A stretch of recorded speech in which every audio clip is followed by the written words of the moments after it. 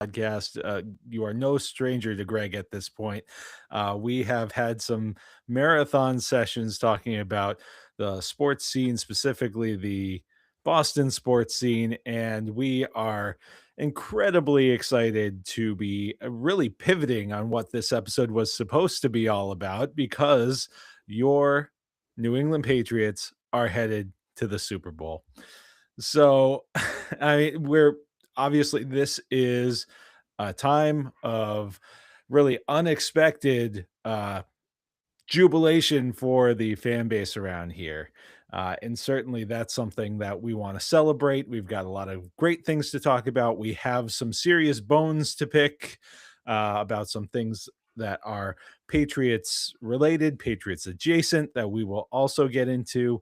But before we get into anything else, this is something that I've been thinking about for a while now. And really, I've decided that, I have a platform here.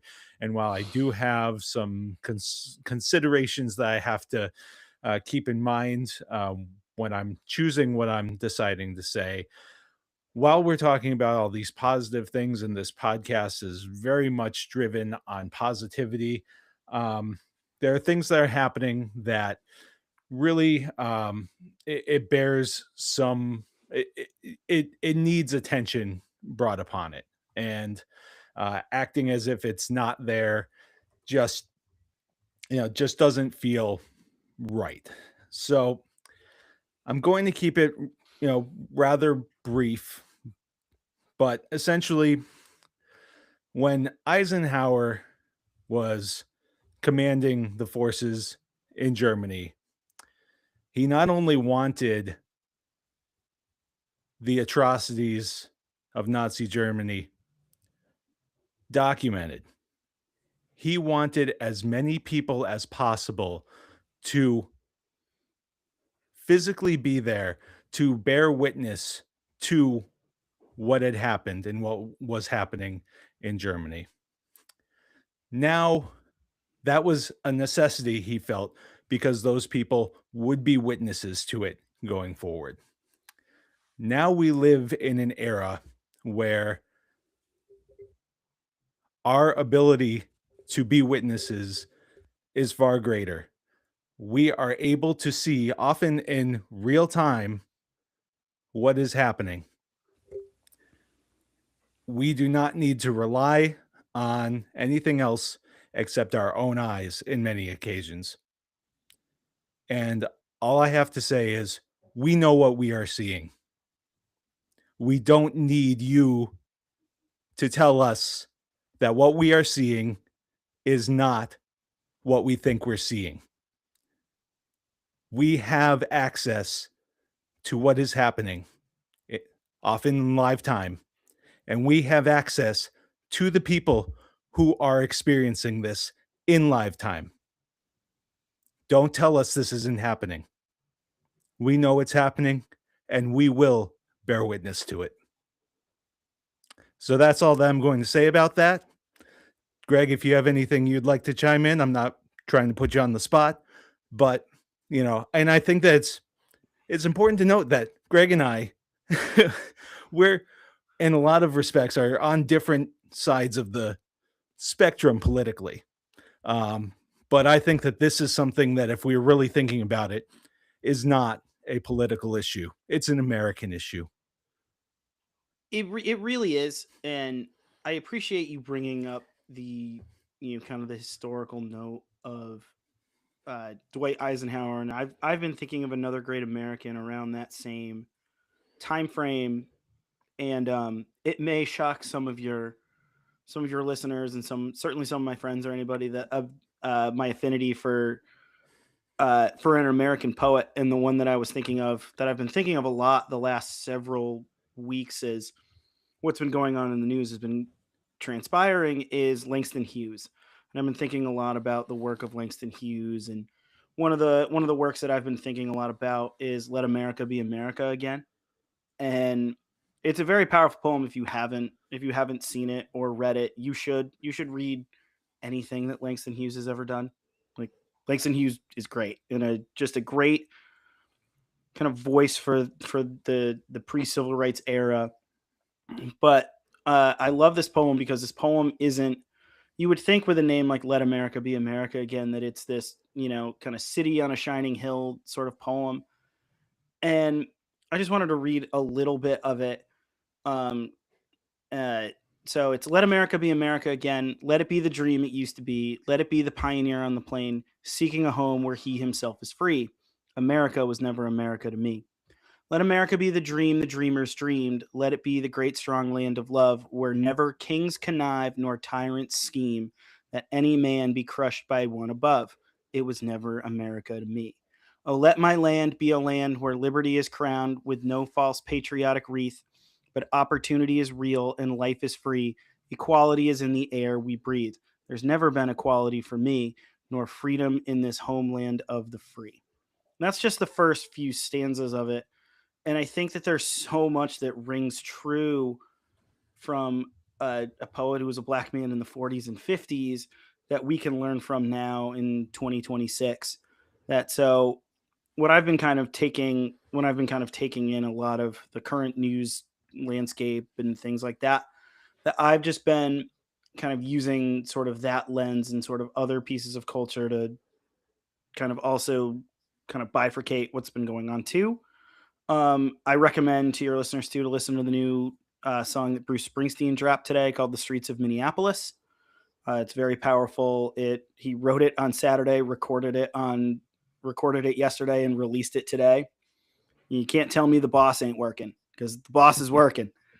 But it's been a tough few weeks, certainly uh, consuming news and consuming content.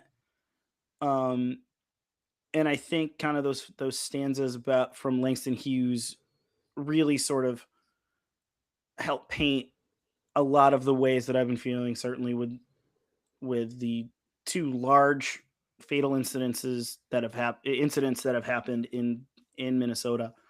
But for me, it's it's hard to sort of it's sort of hard not to feel a little helpless as you're kind of watching through it. So thank goodness to my TikTok algorithm that's also been giving me like golden retriever videos and Michael May's Bake Miss stuff in addition to like videos of like dudes trying to do like crazy sledding jumps to sort of like just kind of really like offset the scale there.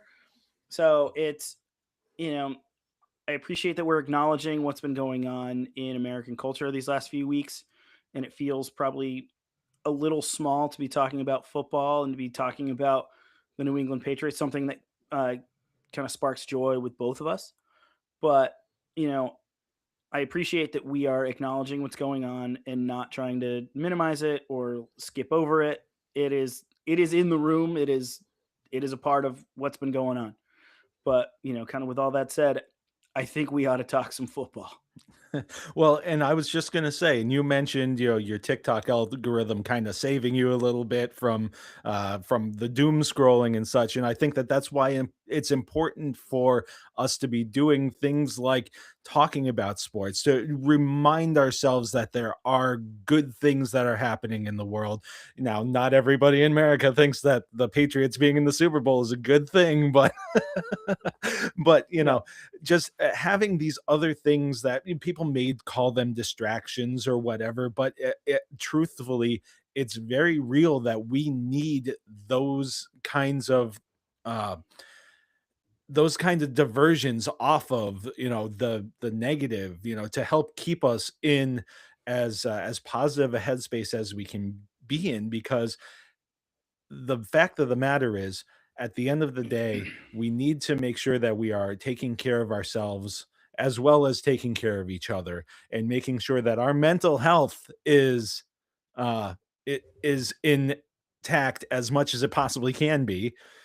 We got to do that. And if this talking about sports and you guys listening to us talk about sports helps with that just a little bit, then we're doing something good. So, with that said, let's talk about some people who have been doing a lot of things good lately, and that's the New England Patriots. I think we're going to go positive here. I know that we have some other topics that we want to get into that we may end up, ranting and raving a bit more about, but I think we're going to start with the positive, and that is I can't wait. I cannot wait. Oh, oh, Greg's been deep diving on this. He's really been he's he's it's been bad. grinding the tape. It's real bad. Hand up, real bad. I tried to So tell my wife all about it last night, and we'll get to it. The Belichick thing, we'll get to it. And like I tried to like really get her in the weeds with it, and I don't know that it landed. I don't. But like, but when I had said that I was talking with you about it, she goes, "Good, good. Channel that energy that direction." All right. Well, cheers to that, and cheers to the Patriots being in the Super Bowl. So, Cheers. what do you have there tonight? What are you I enjoying? have I have after beating the Denver Broncos, I have a good old fashioned Coors Banquet, and it's got a koozie from State Park in Cambridge, Massachusetts, with their slogan of "Your friends are already here." I felt like it was pretty good for this podcast to have a good beer with a good koozie with good friends. Excellent. So I've got from out my way in Western Massachusetts, I've got Easy Company. This is a newer one of theirs, I believe. It's called Fog of War. Now, Easy Company is, I don't know if you've ever heard of the sandwich, the panini place Hot Table. Oh Um, yeah, but one of the owners of Hot Table started Easy Company, and 100% of the profits from their beer go to veterans. So, oh, perfect, um, and I am of course drinking that in my Patriots Super Bowl glass from the 2014 run. So, cheers to that. nice. Cheers to you. All right, so we're gonna get into this. I thought basically we'd first take kind of like a 300 or 30,000 foot view, kind of, the state of the Patriots, how this season has gone from, coming off of a 4-13 season to now being in the Super Bowl. We'll talk a little bit about this playoff run, which has been unique in its own right, and then look ahead to this Super Bowl matchup specifically. And of course, we're a little ways out. We don't know exactly how the injuries are going to play out, etc. But that's part of what we do here is we take our best educated guesses. So um, I guess I'll start with, and I told this story to you before, but last year, week 18, uh, Eileen and I got free tickets to the game at Gillette because the owner of the tickets just flat out didn't want them, had no interest in them. And that was, Joe Milton and a bunch of, you know, practice squatters and second and third stringers going out there and beating the Bills, against the Mitch Trubisky led Bills, and fans in the stands were booing the team for winning the game because they thought that, and it did cost them the number one overall pick in the draft. Now, and I'm going to, there are plenty of things that I've been wrong about in this whole thing, but Sure. I was one of the people who was saying losing that pick is not catastrophic to the New England Patriots this offseason. And so I admitted that there were some things that I was wrong about with when I was reading that draft, but Hmm. ultimately I was correct that, you know, this was not something that was going to bury the Patriots the way that some people were Yeah. worrying about. So, with that said, within an hour of that game being over, Gerard Mayo was fired. I mean, you think about what Yeah. what transpired just in just over a year's time, and it's truly astonishing that we're here today. And I think that the one of the biggest pieces, obviously, is picking the right coach. I don't hold any grudges towards Gerard Mayo. I think that exactly what Kraft said about the situation he put him in is exactly right. It was not the right time, not the right guy, and he was fighting an uphill battle the whole way. But in choosing Mike Vrabel, and that was something that I had some serious questions about when they did. You did. Um, some serious questions. He answered a lot of those, and people will talk a lot about the um, the culture stuff, and that's a big part of his thing. But I think that one of the things that I was worried about was, are we getting a hardo, rah rah football guy like Dan Campbell, who I can't stand, and who illustrated a little bit that, yeah, maybe it was everybody else around him and not actually Dan Campbell. Yeah. But I think the thing that I didn't appreciate, because I think it was a little bit undersold, um, was his football acumen. Like there are plenty of people who have played the game who can't coach it, who don't Yeah. appreciate, the different aspects of it. I think that you know, his understanding of situational football, his appreciation for analytics, and having an understanding of how to apply it while still applying some of the traditional uh you know the traditional means, and making sure that he's not being a slave to either one, I think Mhm. are really big pieces of it. I think that he also put together a great staff. I mean, that was also part of Gerard Mayo's issue. On top of everything else, they couldn't find somebody to take the offensive coordinator position. I mean, Yeah. like, I think that Alex Van Pelt would have been a great choice to be a quarterbacks coach for that team, because I do think that he did some positive things with Drake May. He fixed Not his built footwork. for, He rebuilt his footwork. He you did. know, so there's a lot beyond, the rah-rah stuff, the, busting your lip on Milton Williams' helmet, and then, doing this and showing everybody. Now, that's the kind of stuff that I kind of like roll my eyes at a bit. I know that some people eat it up, you know, I do. but yeah, I do. some people, um, Yeah. but it really, I understand that that resonates with the locker room and stuff like that, but that stuff also gets really stale if you don't have the other pieces. And he's proven that he's got the other pieces. And so, I think that obviously that is one of the foundational pieces of this whole puzzle for the Patriots, is they got the right guy. Well, it's really funny. You had shared some of the clips from when we talked about, when we thought that it was going to be Vrabel back a year ago, or a little over a year ago, about 54-ish weeks ago. That I think one of the things that I was kind of pounding the table on, it wasn't really pounding the table. It's a teeny tiny little laptop table, but and it's made of glass, so I'm not pounding on it. But one of the things that I was certainly clamoring for was that they needed a culture builder. And after going through this entire season, they certainly have a culture, and it's interesting that you brought up the, like, you didn't want him to be like this hardo Dan Campbell type, but it's very interesting. I see a lot of similarities between the two of them. Those are guys who played in the league, who players can sniff out BS from a coach. Hmm. They can sniff out, like, they can sniff out the Greg Schiano types, who are just trying to, like, who are trying to really, like, puff their chests out and say these kind of Belichickian things.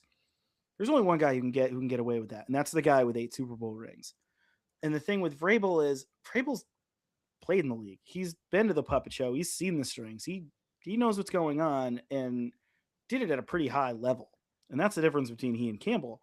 And I think one of the best things to happen to Vrabel was to sort of have that wilderness year with the Browns as a consultant, working for, you know, a less hardo guy like Kevin Stefanski in Cleveland. He kind of saw a different way to go about it.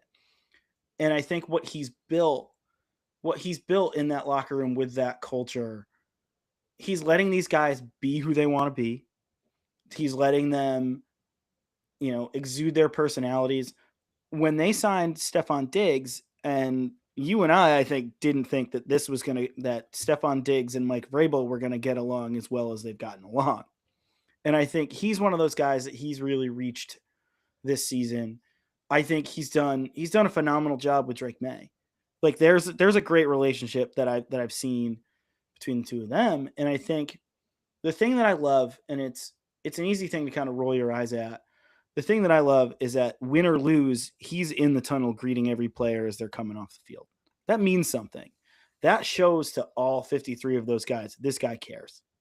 And I think that there was just so much chaos a year ago that there's no way that Mayo could show that. I think Mayo wanted to be the cool teacher who doesn't give homework and doesn't have any rules, and kind of lost sight of being able to like build a culture. I don't think that there was the infrastructure there for him to even think about doing that. But I think what Vrabel has done is nothing short of remarkable, of building this culture, getting this team where it needs to be. I think even working with a guy who I think you and I have kind of gone elbows up on a few times, in Elliot Wolf, that I think the Vrabel guys and Elliot Wolf working so well together to acquire players, in free agency and in the draft. I didn't see that working out nearly as well. Like it all sounds hunky dory down at Patriot Place, which is something I didn't think. But I'm reminded by a phrase that um, Julian Edelman told on his podcast, but he did an episode with Berge Najarian, who was kind of the Bill whisperer for a while and with the Patriots. That Berge told the story on Edelman's podcast that there was a whiteboard in the Patriots facility, and one day Edelman just wrote "Winning is fun." This is after the Lane Johnson thing, where he says, "Well, nobody has fun anywhere. Nobody has fun in New England. Like why go there? You don't have any fun." And Edelman had written on this whiteboard, "Winning is fun," and that was on the whiteboard kind of the entire year. And I think that this has been one of those years where winning is fun has kind of been the thing that they've learned. They sucked against the Raiders in week 1, but they didn't get discouraged. Like I think with Gerard Mayo as the coach, week 1, they're taking that loss and they are carrying it with them. They didn't this year's team, with sort of the infrastructure that they took it, learned from it, and kicked it to the curb. Like this team learned how to have a short memory, which after a year ago, I wasn't sure that these guys even had that in them. Well, I mean, you mentioned the front office and that aspect working as well as it has, and I think that it really bears. We would be remiss if we didn't talk about how much work that front office did on this roster. I mean, Yeah, you're talking they hit on basically every free agent that they brought in. I mean, you look at the list: Milton Williams, Clavion Chason, Robert Spillane, Stefan Diggs, Morgan Moses, Garrett Bradbury, Mac Hollins, Kyrus Tonga, Jack Gibbons. Now, you could say that Harold Landry is the outlier there, but I think he's almost there as much of a veteran, guiding presence as anything else. And he's totally. certainly, a lot of his lack of production, I think, has been, based on the fact that he's been obviously trying to play through something, which in and of For itself, sure. when we're talking about this culture aspect, is something that resonates with players as well. And then you look at the draft class. I mean, Campbell has been overall good. Pretty darn good. Travion Henderson has had his moments. Craig Woodson has quietly been a really good selection. Andy Borregales, and that was one where I, tongue in cheek a few times, was just like, oh, Joe Milton would have Take the made top that kick. kicker. Yeah. Oh yeah, that's right. You kept bringing up the Joe Milton thing, and I don't know that I responded to you. I think I just gave like a thumbs up, like, okay, buddy. You He's been you have this awesome. class. You have this classic thing that when I text you or message you something that you don't agree with or you're annoyed with, you just go, okay. Oh, for sure, because I don't want I the mean, confrontation, but also, like, I need you to also know I do not agree with this. I do not endorse this it's buffoonery, to it's quote like Tommy Lee Jones. it's the it's the buddy version of the yes dear, you know. Totally. Absolutely. Okay. Eh, so and Kyle Williams has had a couple of moments there too, you know. I mean, some of his opportunities haven't been there because of how well some of these other guys in front of him have played, For sure. you know, which isn't necessarily a knock on him as a what was a third round, selection. Third round choice. Mhm. So, I you look at that and you look at the way that the Vrabel guys and the front office people who were holdovers um, were able to work together to identify the pieces that were going to fit Vrabel's on-field vision, and you have to say that that has been nothing short of a massive success. You know, they spent a lot of money, especially on that defense, and Mhm. um, now we'll get into the defense a little bit later on. But the defense was more than adequate for what they needed to do, which, compared to Sure. last year when everything was an unmitigated disaster and the defense was no exception to that. Um, Yeah. but they also, really they made some moves that weren't popular, sending off Jabril Peppers, sending off Kyle Duggar. We thought that now I'm really glad that he's still here, but Jennings was someone we thought was going to be gone, and he ended up sticking around. He's been great. So He's been great all year too.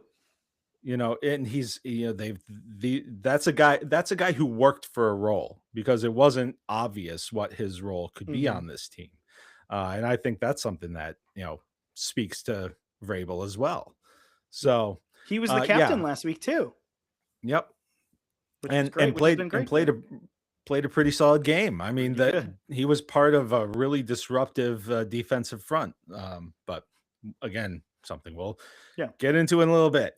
Um, the biggest thing from an on the field standpoint, though, that pushed this team from being that 8 or 9 win team that we thought they were going to be was the meteoric rise of Drake May.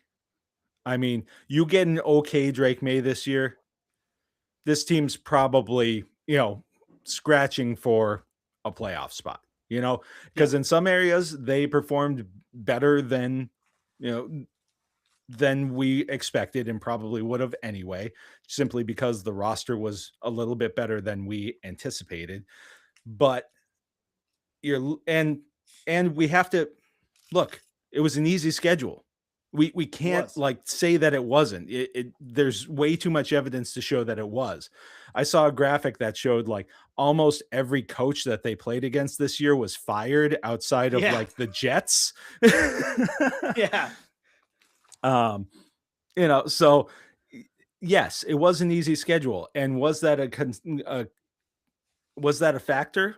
Yeah, in some ways, it probably Yeah. was. And acknowledging that their schedule was easier is context to the conversation of what the season was. It's not explaining away any of the success that they had.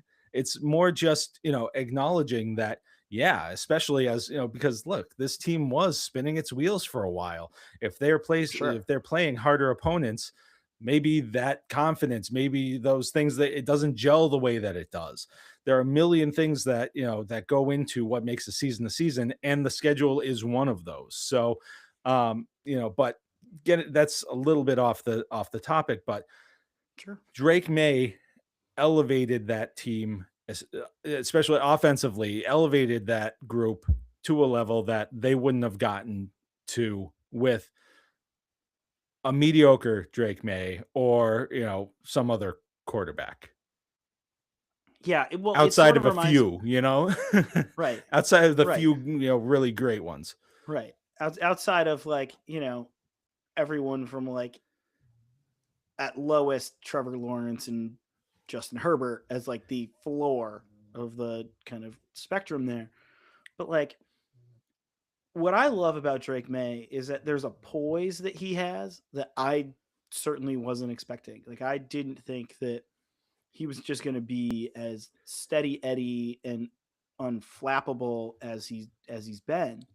He And I cannot be think for flapped. me, he cannot be flapped. It is impossible to flap him. And but like but he's done it in a way like personality wise, like on field persona wise. It's unfair to compare him to Tom Brady, but the more I watch him, the more like certainly he gets to that Bledsoe stratosphere that when Bledsoe was really cranking, he had that same kind of poise of just like, all right, I'm calm out here. I'm just gonna get it done.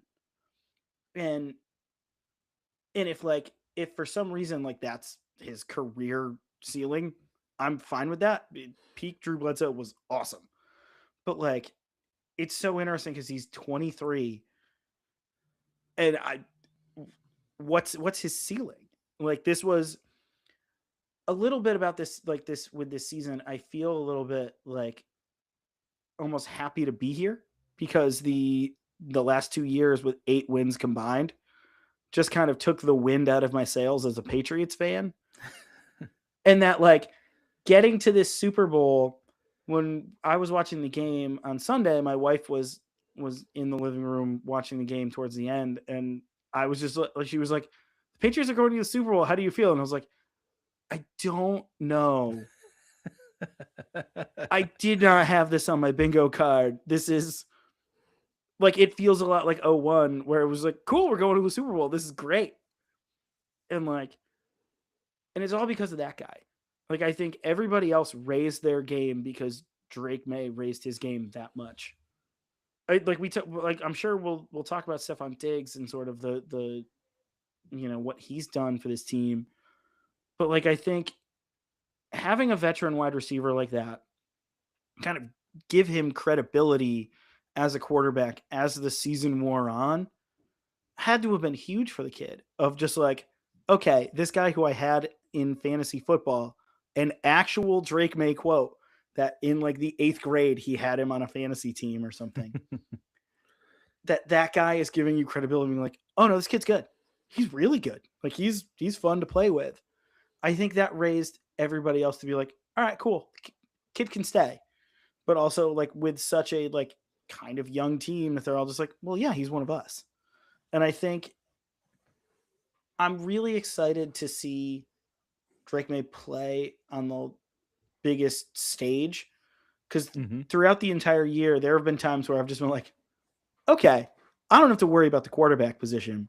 I can't tell you how many times during the Mayo year where like it's Brissett and Brissett is just like kind of pedestrian throughout that year.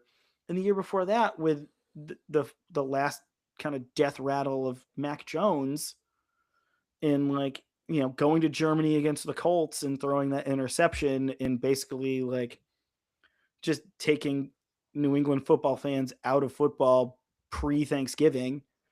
Like it's it feels a little selfish as a fan to be like just so like oh my god, this is so great that this is happening to us because of the last 20 years. But like I think you and I when we had talked, you know, during training camp that like 8 to 9 wins, we'd be over the moon. We'd be like, all right, awesome. They're building something fun and weird. And like, this is great. That's a massive improvement. I Yeah. mean, a four It's to double five the win wins. improvement is a massive improvement. Yeah. I don't think even you and I, like, we know people who probably think we're the biggest Patriots honks and homers that they know. I'm sure both of our wives feel that way. But like but it's weird to talk about this team and sort of like the improvement of being just like, oh yeah, like the ceiling that we built on this like prediction house was so low compared to what actually happened. Yeah. It's wild. Yeah. No, and it's really there's a testament to so many different people and the way that they bought in and the way that they really put in the work. I mean, because you Hmm. can compile the best roster and the best talent, and if people aren't doing the work, then it's whether that's in the front office or on the field, you're going to end up with those teams that don't perform. I mean, you end up being the New York Mets of the NFL, Yeah. and Yeah. And but like, but you go. yeah, It's I your mean, house. You go. no, it's just like I keep coming back to this, and I keep looking at it, and even when we knew that the schedule was what it was, man, if like you were guaranteed to be that good with the bad schedule, like the Jets would have won how many by now? Like Yes. My buddy Jeff so Israel had that tweet, and I should shout him up that he had this tweet of like, well, if it's the easy schedule that gets you into the Super Bowl, shouldn't the Jets have like 30 banners by now? That got shared in my family thread. My sister in law, who I think is watching live, shared it in our group chat, and like it's the exact right argument of like, well, if this was so easy, why haven't the New York Jets done it? now, and I'll readily admit that yeah, I've consistently acknowledged the schedule. And now you've had people, you were saying that people probably assume that we're the biggest honks in the world. There are some people on my personal social media where I share a lot of stuff Mhm, who think that like I am the worst fan possible because I point out that these things exist and that there are deficiencies mhm. that still exist with this team. And like this has not been a perfect season by any stretch of the No. imagination either. I mean, you look at what this team has been able to do. They've had to scrap through a lot of games. Spencer Rattler went up and down the field on them, as an Yeah. example. They had some terrible performances. I mean, the Raiders performance, you can almost give them a pass because they're still trying to figure out what they were, but the Pittsburgh game was an abject disaster. I mean, it's you look at some of the things that and it was one of those things that because they were winning, and granted they played the Dylan Gabriels of the world at times, and the Brady not Brady Quinn. I almost said Brady Quinn. The kid from the Jets who's Oh, Brady Brady Cook, Brady the Cook. pride of the Um, Mizzou Tigers. they I thought that was Drew Lock. Okay, I hate that I know this. I have a really good friend of mine who I think you sat with at my wedding. My buddy Chris Longevin's a big Mizzou guy, and I think he'll be proud that I got the chronology of it. That I think it's Drew Lock and then Brady Cook. Chris Yes, Longevin, yes. sound off in the comments if I'm right or not. But yeah, Um, but they faced some soup cans. They really did, to use a Dan Shaughnessy term. I mean, they also, they had to find themselves through, like there was a time where I was just like, yeah, this team could be the best of the bad teams, and let's hope they get there. And early on, and even mid-season at some points, I was just like, how good is this team? Because you're looking at, some of the teams that they're eking by, but there is also something to be said for what you'll learn about yourself in those kinds of games. So, um, Mhm, yeah. So I think overall we're over the moon with where they are. You mentioned you're just happy to be here. I guess like for the longest time that was my it's just like it's all gravy. Like they're mhm. showing improvement. More so many people, or especially early on, um, were so wrapped up in the win total. Yeah. Whereas I was much more focused on what's happening on the field. They could play a great game and lose, and I could come away with it more uh more energized and with more positivity than if they played like crap, but the other team played more like crap and they won, you know? Yeah, But then as the season got on and the wins started having consequence, that kind of shifts. And even, as we started heading towards, oh, is this a playoff team, et cetera, it's just like, hey, it's all gravy. But now that we are here and it is the Super Bowl, you've got to grab this opportunity. I'm not going to be, I mean, I will still look back on it and be like, this was a hell of a season. This was a very successful season, but nothing is guaranteed. If you have this opportunity to snatch this victory, you snatch this victory, for and sure. I will either way, yes, there will be a level of satisfaction with the way that this season has gone. But at this point, there would also be a bit of a feeling of a missed opportunity. Yeah, like I've thought about it that like I think the more the days go by between the AFC Championship game and the Super Bowl, I think the more I'm like I can feel like the insufferability levels within me rising a little. Like, I had the thought today of like, well, you know, it's Sam Darnold. They're going up against Sam Darnold. I let that thought creep into my head today of just like Sam Darnold. What are we're getting scared about Sam Y- Darnold? the old Sam Darnold's still in there somewhere. He's gonna see ghosts. He's gonna pull a Haley Joel Osment and see ghosts. It's gonna happen. I don't care how prepared Clint Kubiak is gonna get him. He's gonna see ghosts at some point. You don't lose paranormal powers like that easily. Unless it's the fifth season of Stranger Things and the writers just get lazy. But like it's Feel like that. I now it, spoiler that is alert. well, that's something that went over my head because I haven't seen any of Stranger Things because I don't have Netflix. Oh, but you'd love it. But I'm sure that some in the some of the audience may take issue with you at some That's point. fine. I can take it.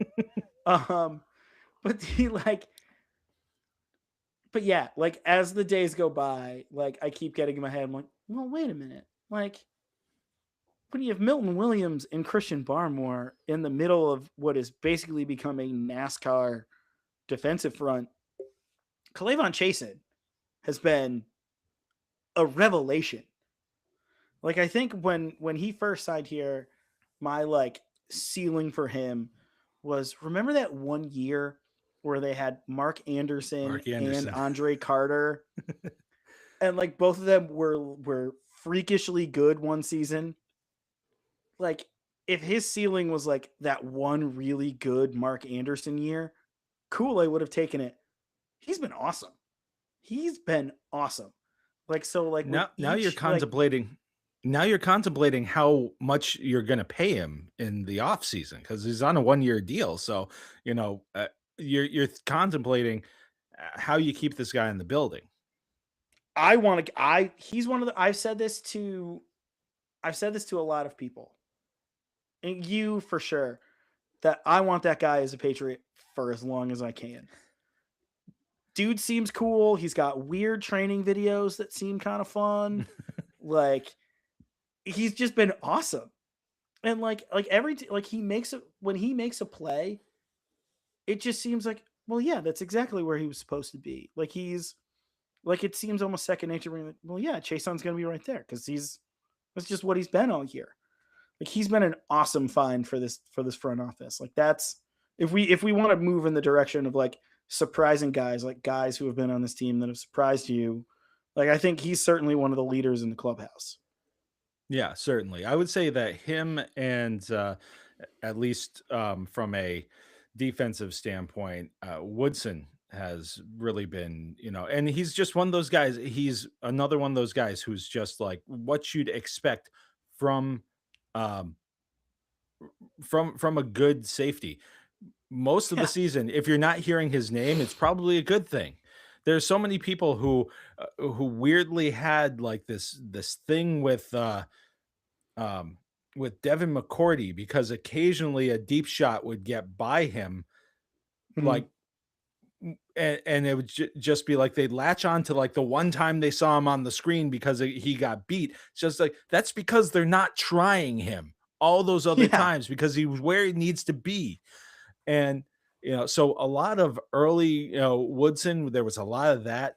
Now he's flashing. Now you're seeing him. Now he's attacking in the run game.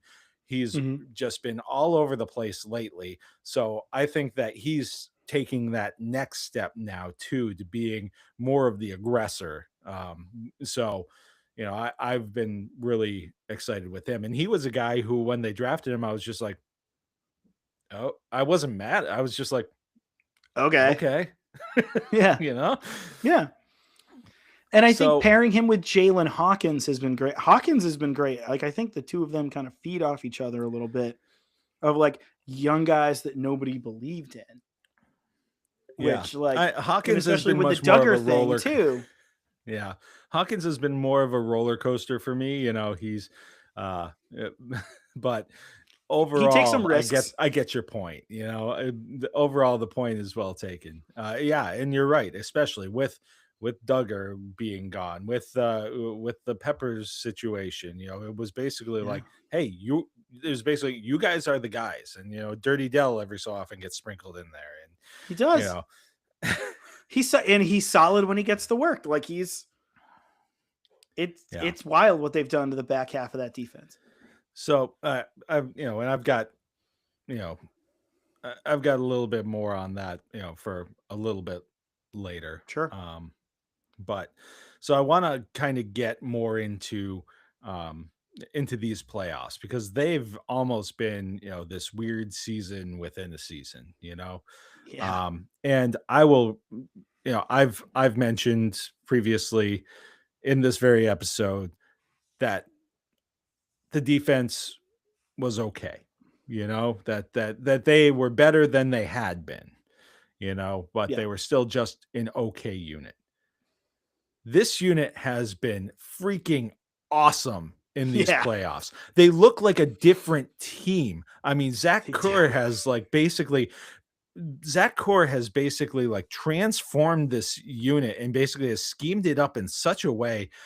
I don't know. I like it seems like the guy between the the last game of the regular season and the postseason suddenly was just like, hey guys, I just found out this cool thing that you can do. It's called blitzing. Maybe we should try that? Like, Hey, did you and guys know that you can rush the passer? I read this because this today. was this was a team that, it was they weren't getting home with 4, like, at all, Yeah. and there was some of the, like, you know, Barmore was at first coming back, get rounding back into form after the blood clot thing last year. And then Milton Williams got hurt. And so you're rotating guys in and out there.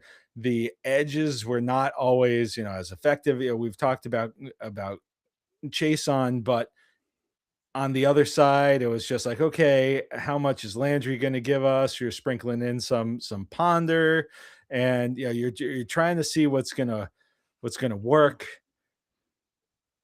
And then just every so like, I mean, against some offenses that, had some deficiencies, I'm not Sure. going to argue that these were, the top flight, defenses or offenses of the NFL. The offensive line of the Chargers was held together with scotch tape and bubble gum, and I'm pretty sure if whatever. a couple of guys got hurt, they were going to call you and I at that point. and Like it was bad. and you looked at Houston, and they were missing their top receiver. Their second best receiver, who was a tight end, left the game early, after Mhm. catching 2 passes for 50 yards. Yeah. And their offensive line was also not all that great and banged up. Mhm. And of course, in the conference championship, you're playing a backup quarterback. So all of these, there were deficiencies about all these teams, but I would say that basically all of these offenses were still relatively comparable to what they had faced during the regular season. And during the regular season, they were not blowing these units out. Now they had their games. They had the Dylan Gabriel games, and they had um The Panther game. the Jets games. The Panther game was another good example. But like Yeah. that Jets game, the second Jets game, was one of the few times where they actually blitzed a lot. They were basically just like, undrafted rookie, we're just going to send everything at him. He's not going to be able to handle it, and he Yeah. didn't.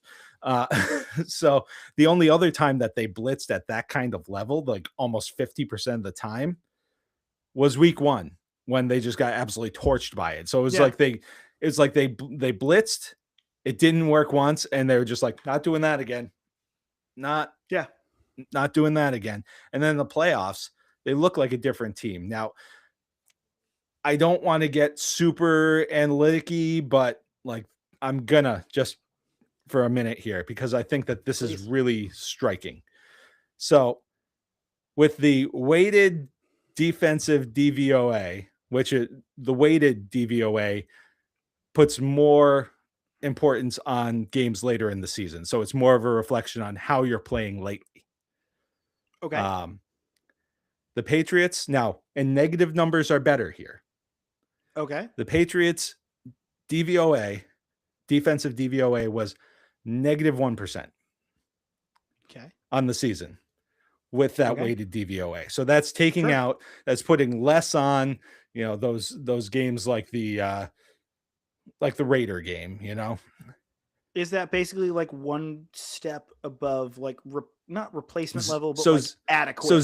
zero is average. Like zero is the Okay. average. Great. So negative 1 one, point above basically average. they were middle of the road, Okay. which is fine. They were middle of the road. In the wild card round, their Hmm. DVOA negative 34%. Awesome. In Keep the preaching. divisional round, negative 63%. Keep going. In the conference championship, negative 48%. Like Yes. that's one Yes. example. There are other metrics and such that, but they all pretty much show the same thing, that against basically comparable level opposition, they're Mhm. playing at an exponentially higher level than they had all season. It's like watching a different defense out there. It really Yeah. is. And it's really uh outstanding, and part of that is like Williams and Barmore are Yep. we're seeing what we thought that could be. Yeah. You know, They are they're wrecking people. also helping them out by bringing pressure. You're seeing, Ellis coming on blitzes, and they're bringing. There was one. What was it? I think it was it might have been the wild card game. They started the second half by like twice bringing Marcus Jones off the Yeah. slot, and Yeah. so they're not only just blitzing, they're finding exotic ways to do it. They're giving quarterbacks looks that they're not used to seeing, things that aren't showing up, that haven't shown up on tape before, or at least not in large sample sizes. And I also think one of the things that we both talked about, and part of this was a little bit wrong because we were theorizing that Duggar and Peppers were going to be part of this, and we touched on this a little bit already. This back end we thought could be special, and they're rounding into form at this point right now too. I mean, Yeah. Gonzalez is playing really, really well. That one bomb last week, notwithstanding, Mhm. Carlton Davis is giving you exactly what you're looking for out of a second corner. And I think that Marcus Jones might be the most underrated defensive player in the league. I want Like he that guy to gets be a his Patriot accolades. for life. He gets his I do. accolades for his special teams work, but that guy, for a guy who's, they say he's 5'8", there's no way he's 5'8". He is the scrappiest, stickiest, receiver. He's scrappy and sticky on the receivers, and he's just been absolutely outstanding. Basically, any time that he's had a loss for the most part this year, it's basically been a size mismatch where a team Yeah. has been able to isolate him on a bigger receiver. And to the defensive coaching staff's credit, they've limited the opportunities for that to happen. So, it's Yeah. really been from top down, really impressive job, especially in these playoffs, what this defense has been able to do. I agree. And like I think and you can correct me if I'm wrong. Like I think Marcus Jones defensively is like what the dream of dreams Kyle Arrington would have been. Because Arrington was an awesome star corner. You keep him in the slot, like, and he's going to keep the middle of the field locked down. Marcus Jones, of the guys that the Patriots have ever had at that position, Marcus Jones is just so good. He's so fast and is like, but also like smart. There was a corner blitz that he had. I think it was against Houston that I'm sitting in a bar in New York City watching that game and he has that blitz and he sacks Stroud. And I'm just, and like in my head, like it's the most like, hell yeah, brother. I love that guy. Like feeling yeah, that guy's exactly where he needs to be. That guy rules. Like I He's remember where when you they need. drafted him. No, you go. Mhm. No, no, go ahead. Well, no, because when they drafted him, I remember you and I talked, and like I was just like, awesome. Belichick drafted the guy who won the Paul Hornung Award because that's a guy he's probably envisioning. Oh, I'll play him here, and I'll play him here, and I'll play him here, and I'll have him be a real like Swiss Army knife. He's become a really great cornerback, Remember when despite he was the like best offensive weapon they had? I do. It was bad. That was He was the only saving grace for like 2 weeks for Matt Patricia and Joe Judge co-offensive coordinators to have. And like, you know, the two of them have since done pretty well in the college ranks, but like doing completely different things.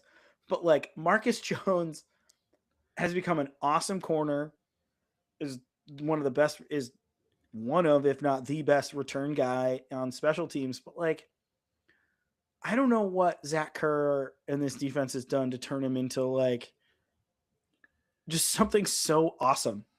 I love that guy. Our my buddy Matisse, who works for the Patriots, he and I have talked like there during the bye week. I went over and had beers and watched games with him, and we were just talking about like Patriots players who are awesome.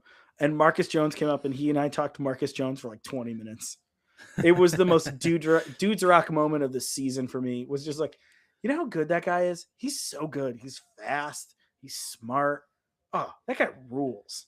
He's tough too. Like that's the thing Yeah, that he plays he's tough. so He little plays and tough. strong. Like, it really is because the thing is he has to be because if he's to be that sticky on some of the guys that he is, who are you have to have a play strength that is Yeah, really up there. Not just the speed to keep up with them, but these are guys who, they're going to try to muscle off the smaller defender, and he doesn't allow it yeah. to happen all that often. No, That no. basically the one time that people are able to get on him sometimes is the height deficiency, and that's the one thing he Mhm. can't do anything about. So, Yeah, you know, yeah. All right. So we're already an hour in, so I want to, get keep moving because we we can keep definitely got to moving. touch on the Belichick stuff. As good as the defense has been, the offense has been that bad. Like it's amazing Yeah, how quickly things have turned. And people have said, "Oh, well, soft schedule, they've just played the three of the top 5 defenses." First of all, if you're measuring the top defenses on yardage, you're doing it wrong in the first place.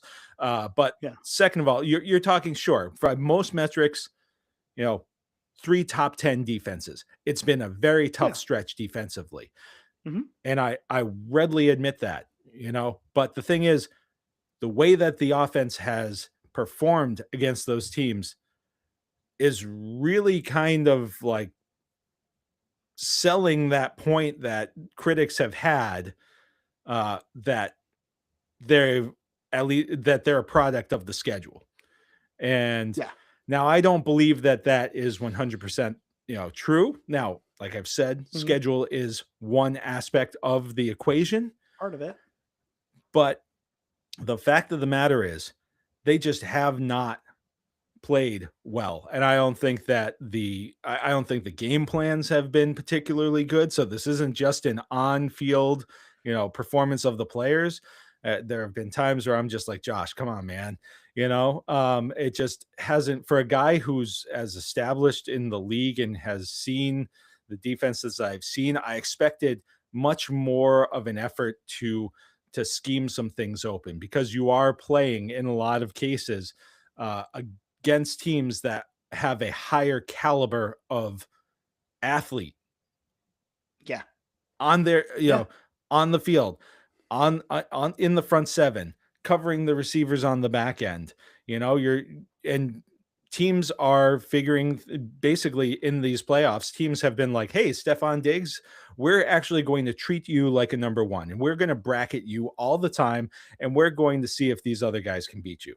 And it's happened occasionally, like, Mhm. Booty with an outstanding catch, and things like that. So it's happened occasionally, but Yeah. they haven't been able to have any consistency with the offense. And it's problematic. I mean, you can talk about a lot of different, we I just mentioned Stephon Diggs. Will Campbell, I think that he's obviously still playing on a bad MCL. And I think that Yep. plays a factor, especially against those guys. Now he was better against the Broncos He was. because they don't have those big defensive ends that can No. get into his chest. Now, and the thing is, he's been able to handle those fairly adequately throughout the season. Those Mhm. guys with the longer arms and they're bigger and they can get into him.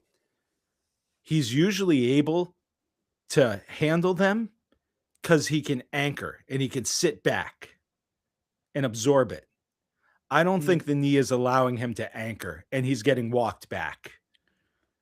So Yeah. that's a big problem. And I mean, I've had my issues with Jared Wilson all season. I just don't think he's a guard. I think he's too He's a small. He doesn't center. have the power for it. He's a center playing guard. Yeah. And God bless him. He's trying his best. I don't even really fault him for, for some of his deficiencies there, because it's not his position. It's never been his Yeah. position. He's not physically built for the position. He played Yeah. one full year of college center, and then they're just like, "Hey, play play guard at the Left NFL guard. level, Yeah. next to a rookie tackle, by the way." Yeah. So, you know, And next to a and then center, you're probably better than. fair enough, yeah. Yeah. So, but it all comes down to Drake, and It does. he just the first couple of games, it was obviously the ball security was the issue. It was a It was. big issue. It was. This last game, to his credit, didn't turn the ball over. Nope. Could have turned the ball over on the first pass of the game. Yep. Um, but really that game, and people are pointing to, oh, and he was limited with the shoulder today. But I think that sometimes, and I've seen this at certain points in the season, he tries to get too fine, and he's trying to guide the ball instead of throw the ball. And he ends up Yeah. short arming it. Like there are a few throws, I'm thinking like there's a deep a dig to Booty, that he hopped into Booty, and there are a few other, like it was just a little kind of like swing pass, or dump off pass to Ramondre Stevenson that he that he shorted. And when I see those kinds of things, I see a guy who's in his head and he's trying to guide it, Mhm. instead of trusting it and throwing it. And um, I can see, people are talking about the weather, and that got crazy in the fourth quarter of that It game. did. Got crazy in the fourth quarter of that game. But Drake May dropped back to pass twice in that fourth quarter. Okay, he got Yeah. sacked once, and the other was a intentional throwaway. Like they basically Yeah. seemed like they weren't trying to complete a pass. So you take those out, he was Mhm. still 10 for 20 for 86 yards and had been sacked 4 times. So there are, and this is not to say that he can't perform better and the offense can't perform better. But the fact of the Sure. matter is, if they're going to win the Super Bowl, they have to perform better at They all do. phases. The coaching, the game plan, the execution, it all has to be better. Do you buy into the shoulder injury talk? So, That's no, been, I don't know if I don't know if you've heard anything from 98.5 out here in Boston where I am, that certainly a certain show whose drive time audience is very large is definitely kind of feeding into that a little bit. But it's the final week of the season. Everybody's hurt. yeah. I don't No, know how I you think feel about that that. so I didn't hear exactly what was said, but I do. One of the things that I do listen to is Patriots Unfiltered, the show that the Patriots put on themselves on It's Patriots.com. great. It's a great show. I love it because they allow the crafts allow them to say what they, you know, Yeah. how they actually feel about things. There are topics they can't touch on, like, with the whole Stefan Diggs, legal matters. They can't touch Yeah. that stuff because, like they still work for the team. But Mhm. boy, they were really, really all over the end of the Belichick era. They were all over Mayo. They're not sunshine.com. Despite what Mike Felger will tell you about Right. Paul Peralt. Yeah. But they talked about this. They touched about it, and they refer to, to these shows, as Paul's shows, because Paul's a guest on, on these programs. Um Yeah. and I think that is, so there was a point in the game, and I know that there's been some stuff circulating on social media, like showing when it may have happened. Yeah, like there was a time where he got tackled and his arm was up like this, and the way that he fell is just like, yeah, I've seen the AC joint issues, with that. Yeah. That it was not dissimilar to the way Jimmy Garoppolo landed when he ended up injuring himself. It's not an uncommon injury. No. It's the severity of it, and also the individual's pain tolerance and ability to manage it, that really determines how that's going to play.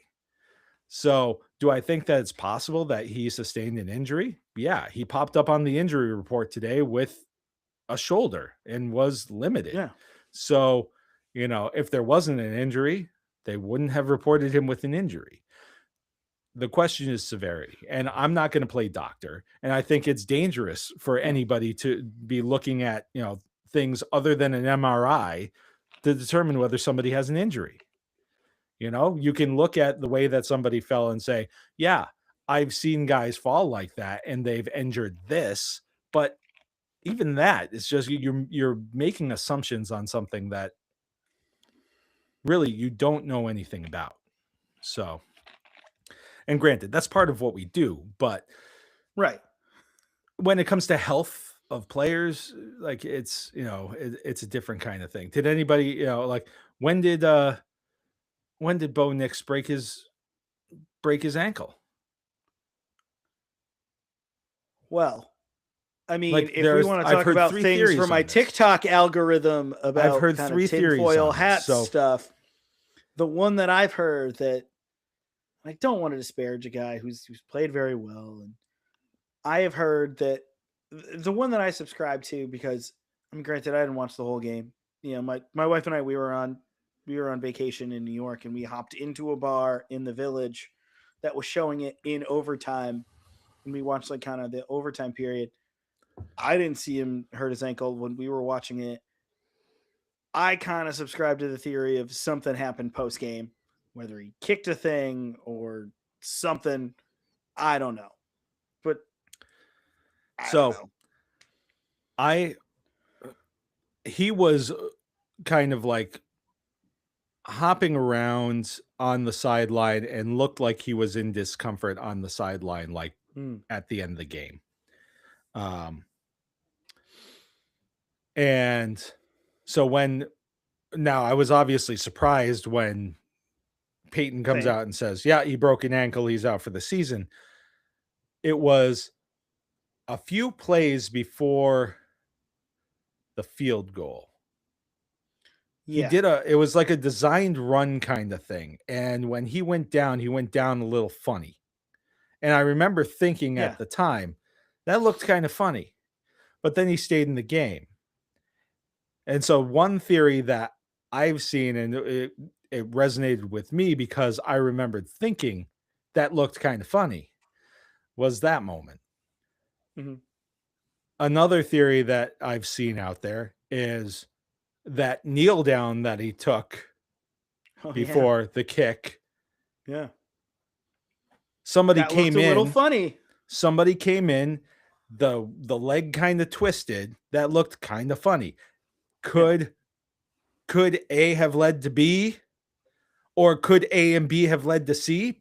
Maybe. But Maybe. again, this is the kind of thing, this is the point that I'm getting at. It's just like you're doing all this stuff, and where do you end up at the day? Still with a bunch of maybes. So Yeah. maybe let the doctors figure out, you know, whether the guy can play or not.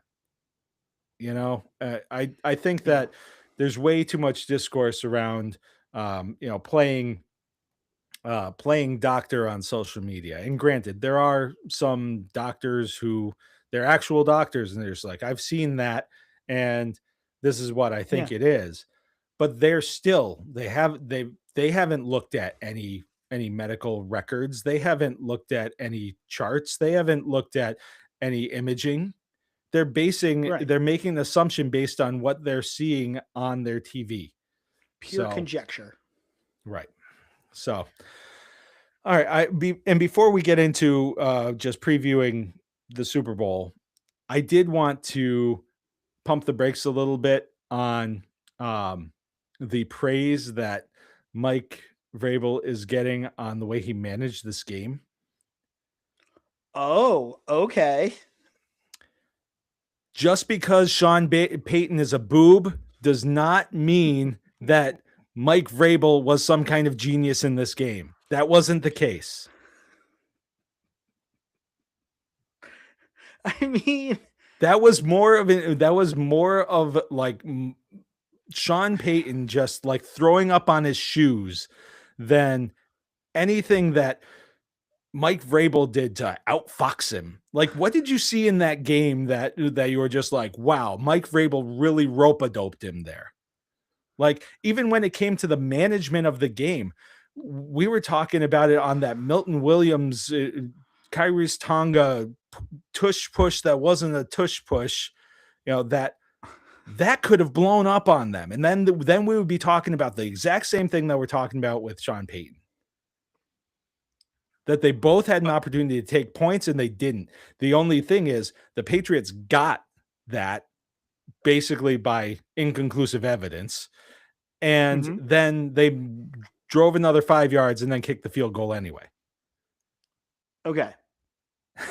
Like, I and hear you. I mean, and the end of the game was basically just like, which we all saw was just like, the Broncos aren't going to score Yeah. unless something crazy happens. So let's not let something crazy happens. We're not going to kick to Mims. We're not going to throw a pass. We're just going to basically sit on the ball for the rest of this game. and that was the obvious thing to do because it didn't make sense to do anything else. It's like Bill Belichick overthinking whether to kick the field goal or go for it in the Super Bowl against the Rams, and Brady's just like, just kick the field goal and the game's over. Yeah. So like I think that I don't think that he coached a bad game. But Okay. I think that the other coach coaching a bad game doesn't necessarily suddenly elevate the performance of the coaching staff, in this game. You know what I mean? At I least in game. do. I do. I think I have only one response. And I really got to dig deep into my historical bag here. And I think I'm going to go to Napoleon Bonaparte. This is probably the first time Napoleon Bonaparte has been mentioned on the Maz's Musing podcast. It's fine. I'll take that distinction. Hand up. I got it. Napoleon once said, if your opponent is making a mistake, let him. If Sean Payton wants to go for it on 4th down and be a boob about it, let him. Oh, if sure. Sean Payton doesn't want to take the points, cool. Let him. Take the ball back. That's fine. There's an ineptitude thing there that I think Vrabel was just like, oh my God, they're going to be this stupid. Okay. Like, I think there was definitely some lucky things that happened, but I think the situational football thing with Vrabel has been getting a lot of praise heaped on it. But at the same point, if your opponent's going to be stupid, you let him be stupid. Sure. And I don't want to there was some good coaching in this game. Sean Payton himself admitted he on that 4th down call that the Patriots ran a defense that he hadn't seen on tape and he didn't expect them to run. And so the play was blown up from the start. So I don't want to just, absolve the Patriots of all credit for winning the game. Sure. And they did do some things that ended up, turning the game like that, but you're looking at people are acting like they took it to the Denver Broncos in their own stadium. And it's just like, this was a 10-3 game that they got a hand on a field, or a 10-7 game that they got a hand on a field goal that kept it from being a tie game. And your score was a gift that, granted, you forced him into. You forced him into an error by playing good defense. But that ball goes a little bit forward, and it's just intentional grounding, loss of down, and they punt it. I don't know if they score. I don't know if the Patriots score. So this, it's basically they're looking at this the Peyton Vrabel thing has kind of morphed into this, the Patriots owned the Broncos in their own stadium, and it was just well, no. And Sean Payton not understanding the situation and not understanding what kind of game it was going to be doesn't necessarily, and you got to give Vrabel credit for ultimately recognizing what that was. So yes, he deserves some credit, but your opponent being a moron in a key situation doesn't make you a genius. Yeah, I can't necessarily give demerits to Mike Vrabel for coaching against the guy who brought a mechanical pencil to a rock fight. I can't.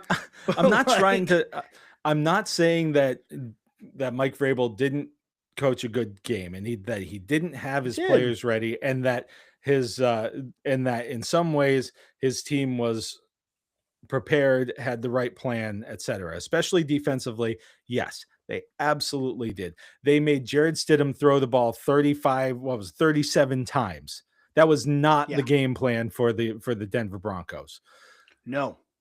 So that shouldn't be the game plan when Jarrett Stidham is a main character anyway. Oh my God, we're at 119. I'm at the Greg is a Jarrett Stidham hater phase. Awesome. I'm amazed it Anyway, took this long, but I can't believe it. I've been too polite. but really, I mean, it's more it's not a scale that tips one way, like all of a sudden because one person, did something that puts him here, doesn't make the other person go like this. And that's all that Yeah. I'm saying. It's just like, let's not call this some kind of like genius performance. He had the team ready to play, especially defensively. They Hmm. executed when they had to defensively, and they Hmm. won a rock fight. Yeah. So and that deserves credit. So I'm Sure. not saying I'm not trying to like knock Vrabel down because his opponent, didn't call the game the way Hmm. that he should have. Hmm. I'm just saying that it's not the two aren't necessarily linked. You know what I mean? Okay. Yeah. Yeah. Yeah. No, I'm with you. So took a long way to get there. I was that was supposed to be a quick point on my part. So, but No, but it's totally fine. I like that we did a long thesis on Sean Payton was a boob on Sunday. And you Like, know what? good for I've us. thought I've thought that Sean Payton was a boob for a long, long time. Honestly, Sean Payton and Jim Harbaugh are both on my boob list. Those guys, I mean, you talk about a couple of guys who are very much the hardos who will get you to a certain point, but you're never going to win with. That's those two. Oh man. Oh, see, I don't want to get us on this tangent because I've got my gears going of like guys who are like that. I'm like, he's no longer a head coach now, but man, Jonathan Gannon was on that list for me for a while. Sean McDermott is on that list for me too. After like literally a Now, guy gave a pep talk, like praising reportedly reportedly praising the Al Qaeda hijackers. I don't know if it's fact or fiction. It did get reported, but like he's in pretty boob territory here. yeah. Now, him getting fired and Bean sticking around in Buffalo is just I don't know. I mean, I don't understand how that. I do understand because one of the guys is on the sideline every game, and the other guy is in the box with the owner whispering in his ear. Oh, Yeah. if he hadn't told me to draft that guy and I drafted that guy, it would have been better. And then they go into a press conference and say, well, this guy who's still under contract with us, he freaking sucks. He And the only reason we sucks. took him Yeah. is because that guy told us to. So we got rid of him. So don't worry. Um, now, also, Keon Coleman ain't it, but Can I just say I'm really glad that we brought up the Buffalo Bills as a brief aside. My auntie Anna, down in Philadelphia, she's one of my favorite aunts. All of my aunts are my favorite aunts, but Auntie Anna is a really fun aunt to talk football with. Auntie Anna grew up in Angola, New York, right outside of Buffalo. She has dyed in the wool Bills Mafia. I don't know if she has, done an elbow drop onto a table. I'm but convinced you she wouldn't put it past probably her. has. Wouldn't put it past her, no way. And so I texted her. I was just like, "Hey, do the Pagulas know that they hired a guy named Joe Brady and not Tom Brady? Like they're sure they're two different guys."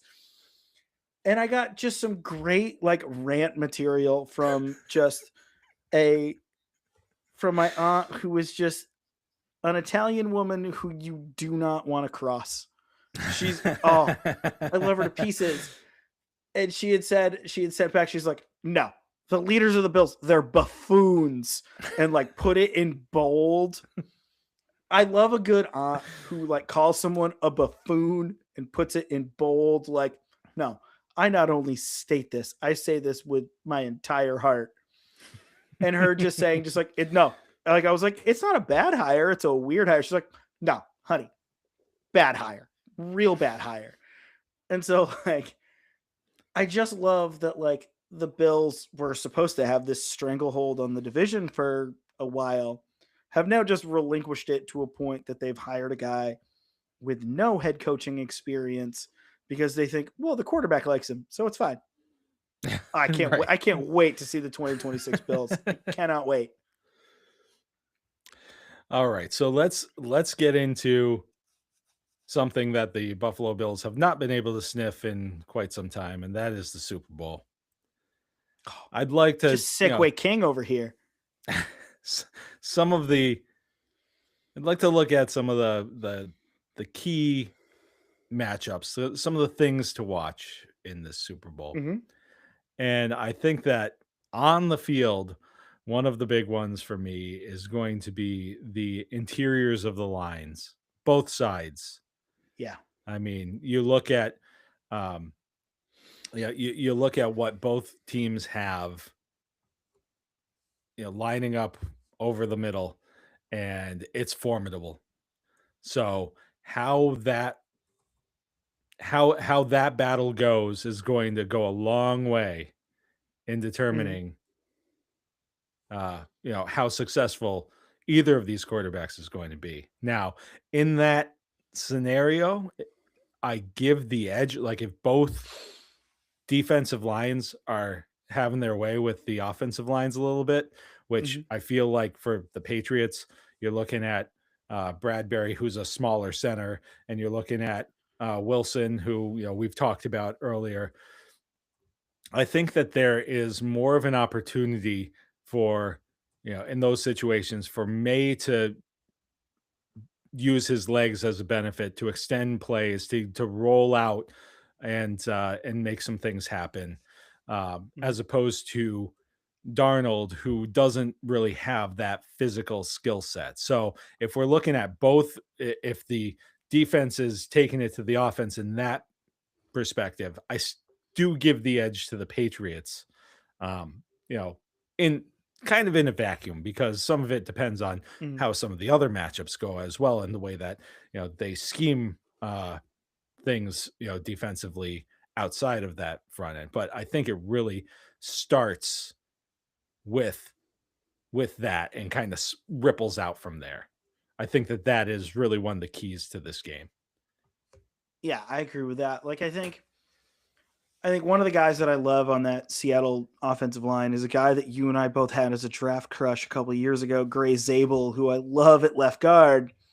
And it's going to be very interesting how like Milton Williams or Christian Barmore do against a guy like that who's just a mauler.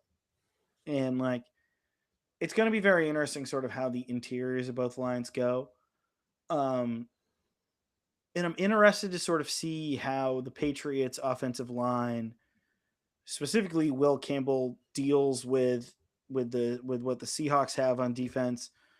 I really, really don't want Demarcus Lawrence to eat Will Campbell's lunch. Like that guy's been a force since he was at Clemson, and he was awesome.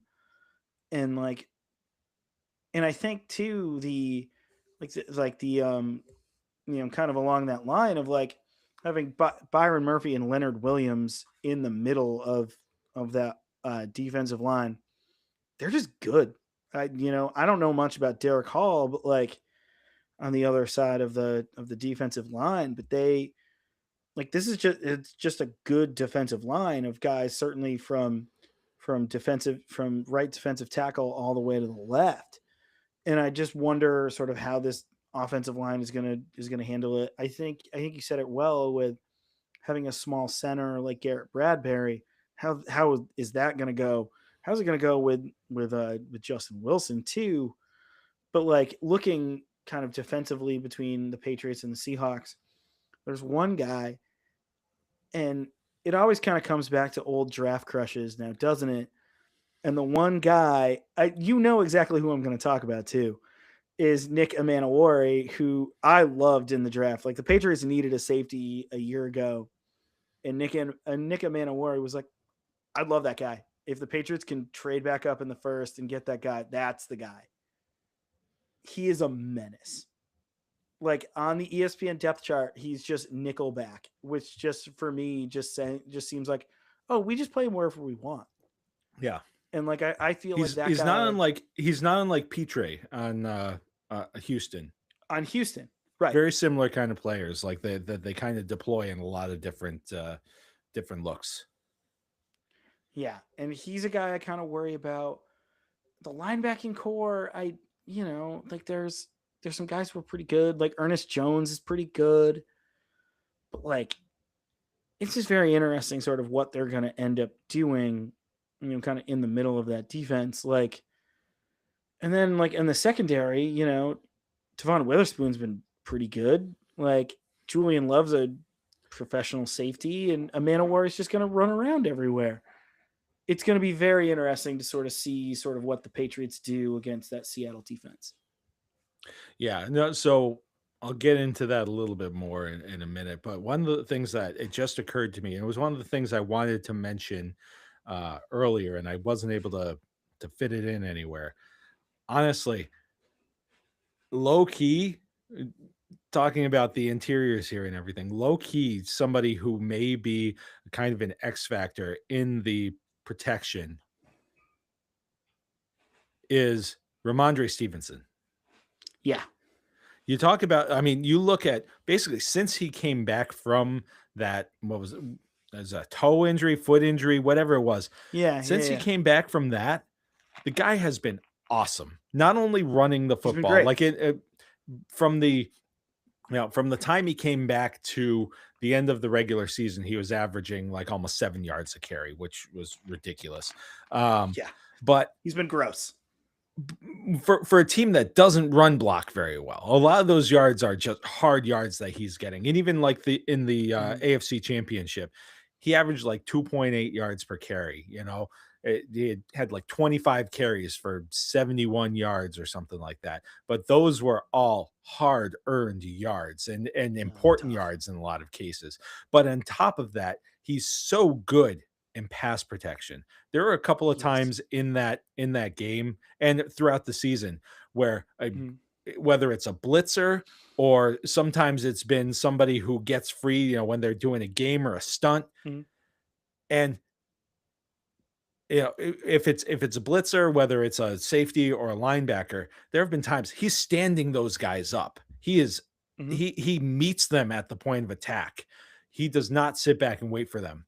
And like he will, eventually, if you're a running back going up against a defensive end, you're probably going to lose at some point. But he's Mhm. done enough in those kinds of situations to either chop them down or give the quarterback enough time to escape or to step Mhm. up or whatever. I mean, he could very well be an X factor here in those situations where they are getting that penetration. And he's that guy who's able to kind of stem the bleeding a little bit until the ball can get out. Yeah, and he's like as a blitz pickup guy. It's very interesting because like the Patriots have always had some really good blitz pickup running backs, and he's he's so good at it. Like that was also a thing with Travion Henderson too, that he seems to be like a guy who welcomes it. But like, I part of me thinks why they've kept Stevenson, like keep feeding him and keep playing him, is a bit of the pass protection thing of just how good he is at pass protection. And I wonder just how like they're going to be able to deploy him against like a pretty speedy Seattle defense. Well, and that's the thing. You mentioned the linebackers. I think that if they are able to get uh the running backs to that second level, yeah, they've got some good linebackers, but I don't think that they don't have world beaters at linebacker. So if you can No, I get to know. that second level, you can make a little bit of hay, and whether it's Ramondre, who isn't going to necessarily run away from anybody, especially at this point in his career, but can certainly go through a guy or two, Yeah. or you're looking at Henderson if he manages not to run into the back of his own blockers and actually, like finds the hole, hits it, gets to that second level against those linebackers. I'll take his speed against them, on the regular.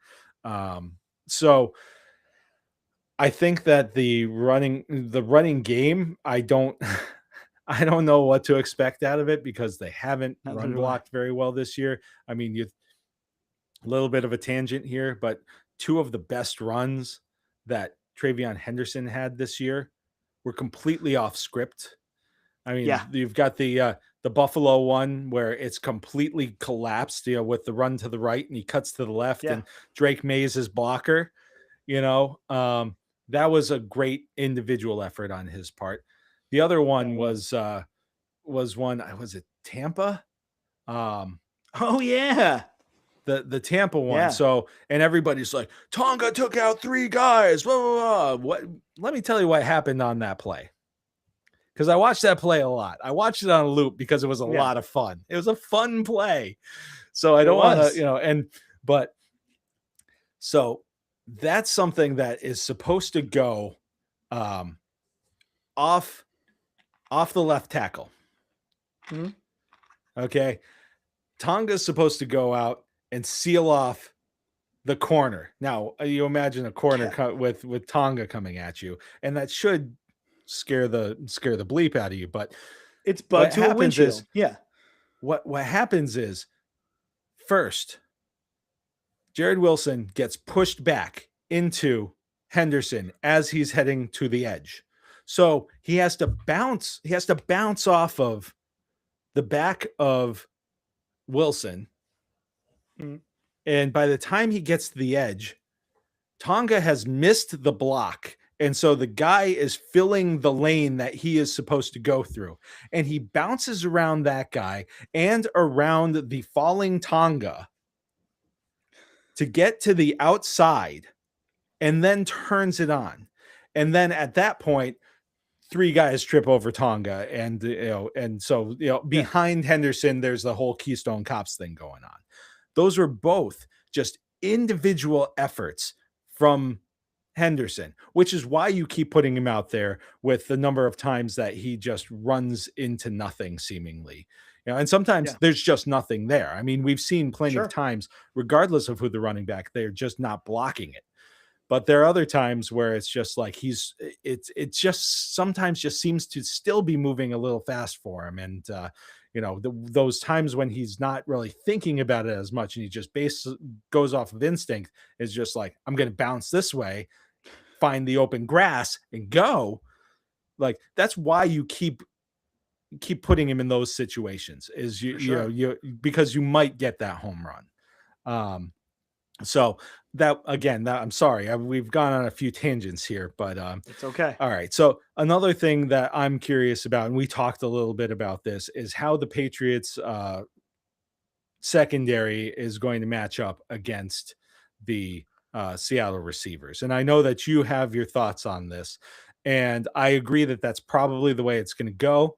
Um, and with JSN, it doesn't seem to matter who you're putting him on, whether you're playing Yeah, zone or man or whatever. The guy is just incredible. He's probably going to get his one way or the other.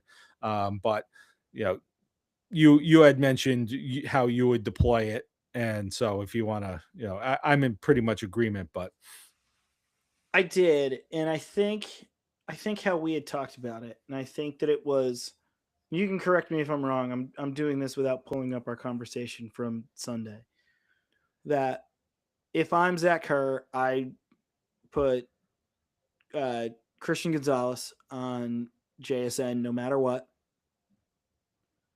I put Carlton Davis on Cooper Cup, and then just keep Marcus Jones in the middle. On who's the Seahawks third receiver? Hold up, I've Shaheed, got their depth. Yeah, on Rashid Shaheed. Those it like you match speed versus speed, you match best on best, and you match tall guy on tall guy. And I think it, on paper it sounds good. I don't know. it'll be interesting too to see um, how the Patriots approach Shaheed, because they played Shaheed earlier this season when he They was did with New Orleans. But the thing is, Shaheed was basically like, it for New Orleans for in the terms of their Saints. Yeah, their receiving. So he was their top option in that case. And I want to say they kind of played. sides in that game. Like they didn't have They anybody did. shadow him, but so it's probably comparing the two is probably apples to oranges, but it'll be interesting to see the difference in how they address him given the other options that Seattle has. And now Seattle's got a good offense. They've got an offense that can put up points. I mean, we saw that, over the weekend. They put up gobs of points against San Francisco too, but San Francisco was, in Mhm. pretty dire straits one way or the other. But so Yeah, it's a team that can, but as far as um, they're a good offense, but they're not one of those like great offenses when you think about Super Bowl offenses that is for gonna. sure. eh, I would say they have the same kind of capability of popping off as the Patriots do if the Patriots are able to get right. So, you know, Yeah, I think they're in the regular season from the metrics, the Patriots were a little bit better in some ways, and the Seahawks were a little bit better in some ways, and it really kind of comes out in the wash. It depends on how the game kind of declares too. I think, but the last thing that I'm really interested in is the Patriots and Stephon Diggs really have been successful, and Drake May by extension, really successful this year against zone. And yeah, this is a zone defense. They're a cover three zone defense. They're not all that. There are differences, but it's not dissimilar from like the old Seattle defenses that we saw yeah, in the there are certainly wrinkles and different personnel, but a lot of the concepts are similar. So I'm interested to see, like, they play zone over 80% of the time. And a lot of that yeah, is, the cover three. for sure. Now cover three, when you also have one of your safeties is kind of roaming around, is, it's a little different. They might present as, up high and then he comes down or whatever. Um, Mhm. but they play a lot of that. So I'm really curious to see if the Patriots are able to eat the way that they have against zone coverage this season. Because on paper, now I didn't have the chance to pull up the stats on this, but zone versus man, there has been uh, a lot of success on the Patriots side For sure. against zone, and Stephon Diggs has been great at finding those spots in the zone. I think that that's something that Hunter Henry's really good at. You've seen, some of those like the honey hole shots that they've been able to hit to Kayshawn Booty, on the Mhm. sideline there, Kyle in that Williams has had hole, success against you zone know. too. So I think that, like, from a scheme perspective, this seems like something that should benefit the Patriots. They've had a harder time dealing with man-to-man coverage because, I know we're not hearing, because they're actually successful on offense. We're not hearing about separation the same way that we used to. They still don't separate Yeah. all that well. No, they don't. So, it really is like, I wonder if now there are some teams that play zone because they simply don't have Mhm. the talent to play man. So they play Sure. zone because that's what they can play. Mhm. This is a team that plays zone and has personnel designed to play zone. So it's a little Mhm. bit different animal. But based on what we've seen so far this season, it would seem that this is something that actually plays a little bit to the Patriots' strength. Yeah. It's gonna be very interesting for me to just sort of see, how the Seahawks play these Patriots wide receivers and just see sort of what shakes out with the amount of zone that they usually play. I'm this is a good big test for Drake May too, of just sort of how, like, what he can identify and what he can exploit from under center. And it's just going to be interesting to me because these are two teams that, like, it's a weird Super Bowl that these are two teams that last year weren't all that great, and Mhm. then, like, this year they're finally here, And it's going to be interesting to sort of see, which team sort of has the starry eyes compared to the other team. And it's interesting. Like, I kind of came into this podcast with the like, I'm happy to be here, but you're doing yeoman's work here, trying to like convince me. Things like, well, there are some things the Patriots can exploit, and it's interesting. I had watched the other night about NFL Films did a very small kind of mini doc, like it's 6 minutes long, about the '85 Patriots that went to the Super Bowl against the Bears and got their faces kicked in. But that defense leading up to the Super Bowl was a ball hawking defense that created a ton of turnovers. I think they had 2 6 turnover games leading up to the Super Bowl against the Bears. And I see a lot of parallels there of like this Patriot, like their strength is their defense. Like this defense has been, they've played really well, as you gave the advanced stats. But like I wonder what the Patriots are going to look like under pretty favorable weather conditions, and sort of see like, all right, we're done playing, games that are rock fights in a parking lot, in a snowy parking lot. What are we going to do in good conditions in Northern California? All right. So I just wanted to point something out. I was trying to look up what the current spread was, but of course, FanDuel is trying to get me to uh, bet $5, to get 300 in bonus bets instead of just giving me the information that I want. Um, but as of the last time that I had checked, they were 4.5 point dogs, the That's what Patriots. I have as It well. started out 3.5. And from what I understand, it was 3.5 starting out, regardless of which team they would face in the Super Bowl. Sure. Um, it's jumped to 4.5. Now, the favored team in the past 25 Super Bowls has only won 10 times. That's true. The team that is favored by a field goal or more has only won 6. They're 6-7. So you're saying, yeah, 6-7. So you're saying there's a chance.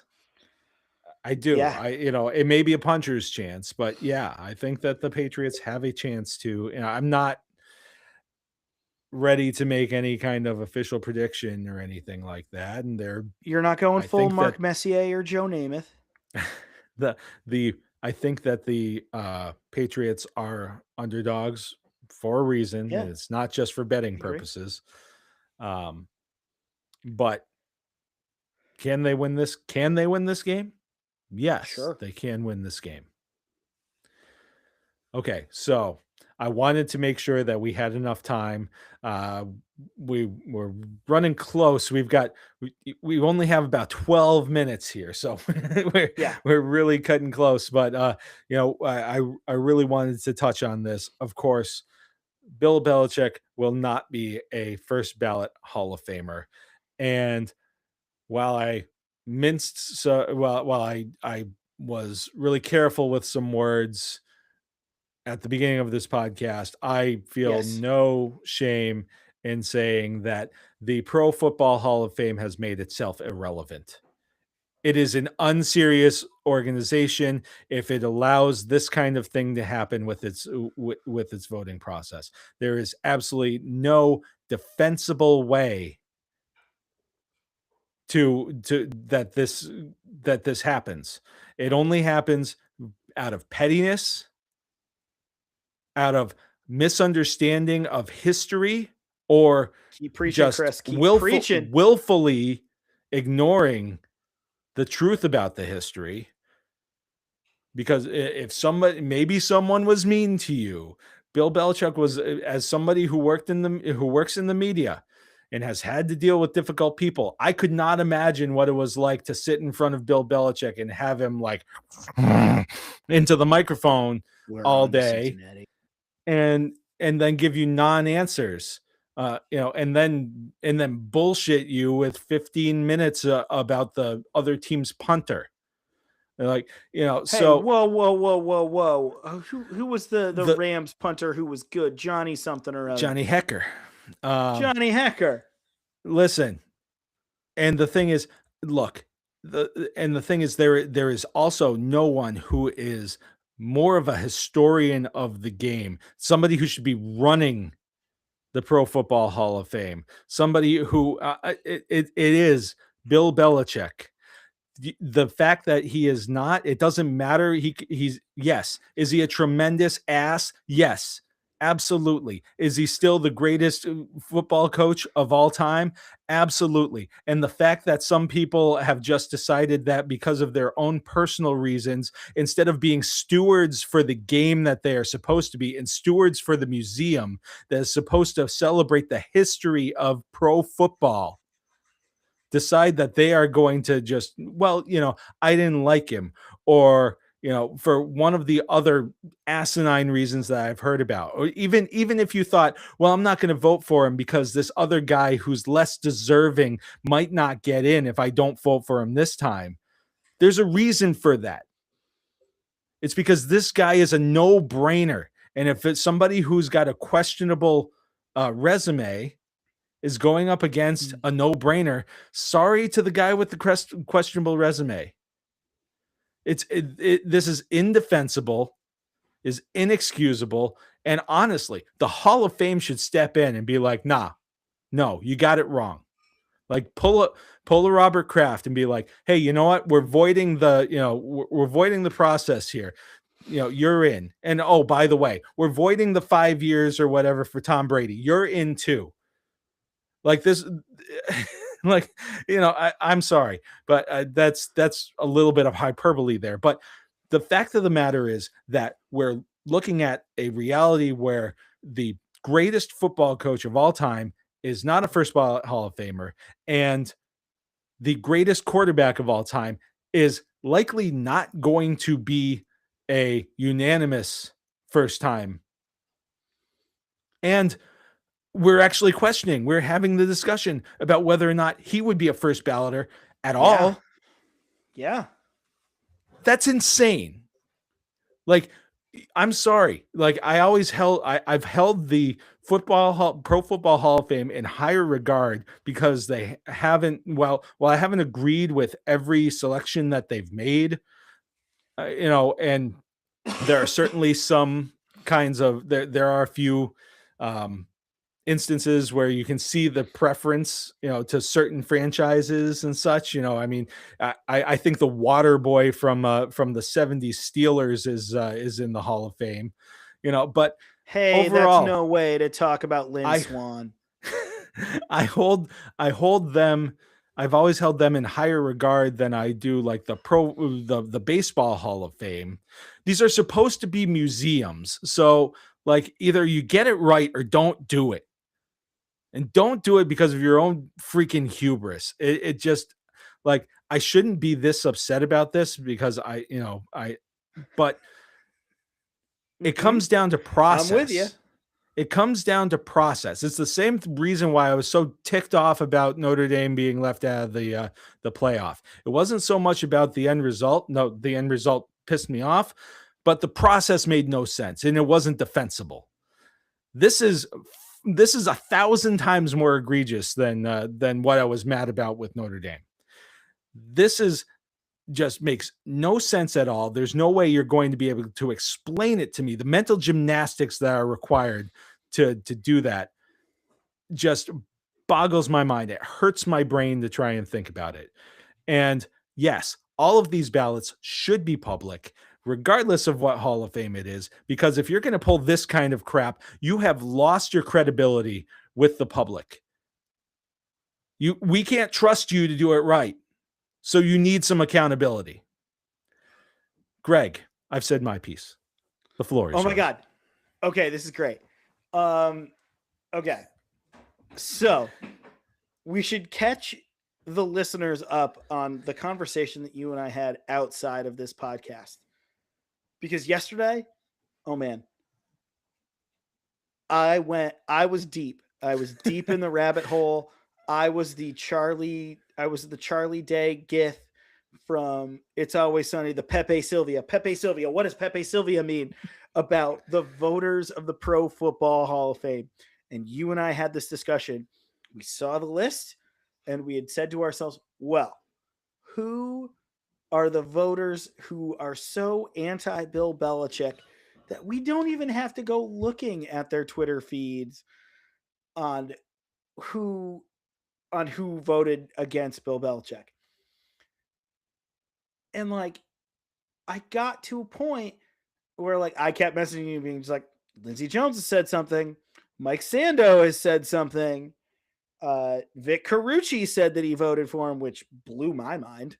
I can't believe Armando Salguero Armando Salguero had said that he presented Bill Belichick to the committee. You and I thought that that guy was going to be very F Bill Belichick. Yeah. We thought that. Yeah. We thought that. Like, let me tell you, that felt weird sending that message to you last night. Being like, Salguero was actually very nice. Like, this is he's a someone our friend the Senator Joel McAuliffe knows. And I thought for sure that he would have the same kind of McAuliffeian, you know, reaction to the Bill Belichick thing. And then I went to bed and I let it go for the evening. And then I woke up this morning, and before I go to work, I'm on Reddit and I find that people have done the Lord's work. There are Redditors who I'm sure have no life, but who are doing the Lord's work with Google Sheets and Microsoft Excel, creating spreadsheets of public comment on the Belichick thing, of saying, did they vote or did they not vote? And I think we need to talk about the Broward County hanging Chad in the room. And I think you know who I'm going to talk about. I'm going to talk about one of my least favorite people in football history, and that is Bill Polian. For those of you Yeah. who don't know who Bill Polian is, Bill Polian built the 90s Bills, the K Gun, Marv Levy, Jim Kelly, Thurman Thomas, Bruce Smith, Cornelius Bennett Bills. Saying all the players that my aunt used to love when back in the 90s when she and my uncle went to all 4 Super Bowls. They went to all 4 and they saw 4 losses. That guy built that team. And then he leaves the Bills and then he goes and becomes the general manager of the Indianapolis Colts. And the Indianapolis Colts become this burgeoning potential dynasty with Peyton Manning. Well, to quote Lee Corso, not so fast, my friend, because the Patriots dynasty happens and He the also had a divisional first round playoff. grade on Tom Brady. He says that, but like I don't like This is why I cussing don't on your believe a word. podcast, but that's bullshit. It is complete bullshit. And yeah, there's a reason they call him Bill Polian. Right, exactly. Oh my! The fact that the guy can't keep his story straight, and that he was on record in an interview as saying he couldn't remember whether or not he voted for Bill Belichick, but it was 95% sure that he did. Well, that tells me one of two things. You're either lying and you're leaving or you're leaving you're leaving that 5% as kind of like, oh well, I said I wasn't exactly sure if you get outed, or your mental capacity has a place where you shouldn't be voting. right. And so I got real heated about the Polian thing. I'm sure he's still real heated about Ty Law beating the crap out of Marvin Harrison in that divisional playoff game back in 2004. And like he's just always kind of had this hair across his ass for the Patriots.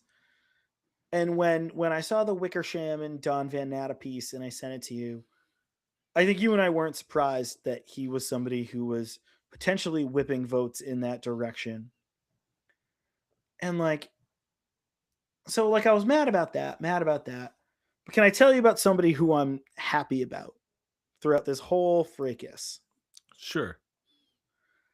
That person is former Dallas Cowboys coach, Miami Dolphins coach, and man with an incredible, finely coiffed field of salt and pepper hair, Jimmy Johnson. Jimmy Johnson. Jimmy Johnson has no more F's to give when it comes to the Pro Football Hall of Fame. Dude is in. Dude has his gold jacket. Like he's done. He's done with the bullshit. He's done. To a point that he's like calling the voters, and I quote, assholes, and then like demanding to know the identities of who didn't vote for Bill Belichick. And then the one that you sent me this morning that has just been a finely lit fire in a beautiful hearth for me all day, of his story about Howard Mudd coming to the Cowboys and pitching them Spygate, and him being just like, yeah, it's not for us, but whatever. And then bringing it to Bill Polian and Tony Dungy as sort of a just like, well, if you want to call pots, if you want to be pots calling kettles black, then that's fine. I did not know that I could love this man the way that I love this man. Jimmy Johnson can eat at my lunch table any day he wants. But so, like, all of this is going to happen. And at the same point, the thoughts did creep into my head of who else is a nominee for the Pro Football Hall of Fame in that same category, Chris. Robert Kraft. Yeah. And like after talking to like friends about, who aren't you about this, the thought of the like potential Kraft sabotage entered my mind, which I'm also trying to fight with the like, well, if Robert Kraft was this powerful with the Pro Football Hall of Fame, wouldn't he be Why in isn't he already? in? Yeah. Exactly. And like, it got me like, no one wins in this scenario. Like Bill Belichick has 8 Super Bowl rings. Do you know who the only 3 first ballot Hall of Fame coaches are? Can you name them? No. Do you want to venture guesses? No, I just want to be told at this point. We're over 2 hours on this thing. Tom Landry. How many Super Bowls does Tom Landry have? 2. Yeah, I was trying to think. Don Shula. How many Super Bowls does Don Shula have? 2. In the 70s, the 2 Dolphins ones in the 70s. Right. By the way, the undefeated the undefeated team also had the weakest schedule and did not play a team with a winning record, just for the record. I feel like that was airmail to our buddy Mike Jarvis, which I love. And then finally, Chuck Noll. How many Super Bowls did Chuck Noll have? You're a better historian. And okay, 4. Yeah. You add those up, that's 8 Super Bowls. Bill Belichick has the amount of Super Bowl victories as a coach as those 3 guys do combined. To me, it's like, if you want to build this museum and you want to honor the story of football, we talk about it a lot with the Baseball Hall of Fame, that you induct people who tell the story of the sport.